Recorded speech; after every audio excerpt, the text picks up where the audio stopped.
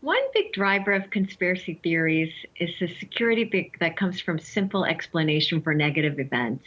So it provides a very tempting balm for folks who feel the world that just passes them by. So it really gives people a sense of control. How has social media in recent years impacted the way that such theories are discussed and spread? So social media has indeed fueled this explosion of conspiracy theories. And while conspiracy theories have always existed, studies have shown that they are on the rise. And social media clearly has contributed to the spread of misinformation and the deliberate algorithm of social media preying on people's emotion, which makes clear thinking online nearly impossible for people. So why do groups such as QAnon have such a loyal following? So, QAnon is a good example of a socially driven conspiracy theory. What I mean by that is individuals are motivated by the social belonging that comes from developing hatred of an outgroup of elites. And QAnon deliberately works to build this sense of belonging. So, unfortunately, those that feel a bit as outsiders naturally are more attracted to this type of movement. Can you tell us a bit more about the particular groups of people who might be more inclined to believe conspiracy theories?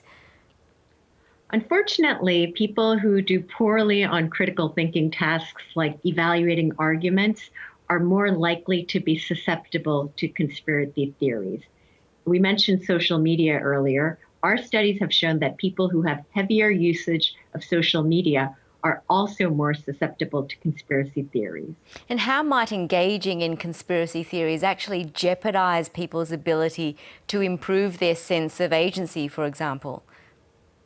Well, I think one thing that we've noticed as an issue with social media is even on the subject of COVID-19. So this is actually life and death health matters.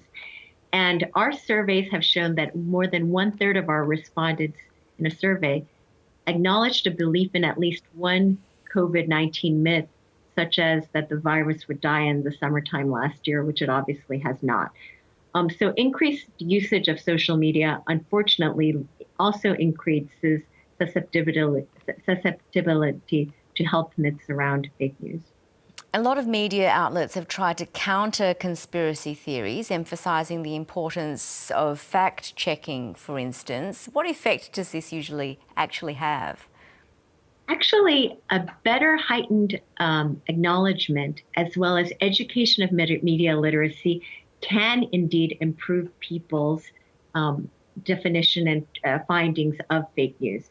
Countries like Finland, for example, have taken a country policy, public policy, to teach media literacy in schools to fight against misinformation and fake news.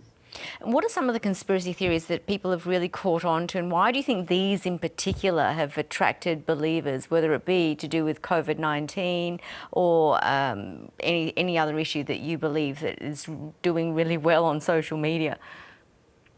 Well, again, it goes back to preying on people's emotions. So anything that has sort of a magnified impact, that's why clickbait, anything that does touch on people's emotions, radicalism naturally catch on faster, just like those that are clickbaited more on Twitter, for example, are typically short quotes that are sensationalist.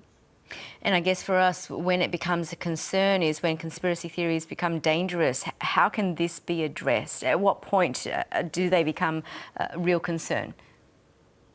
Well, it's a concern across, be it for our health or obviously what happened in the Capitol, as mentioned earlier, in the U.S. This is a real danger for democracy because of people's misinformation, how we actually approach information. And frankly, we as information consumers are missing liberty as well. Helen Lee Bouygues, thank you so much for joining us. Really appreciate it. Thank you.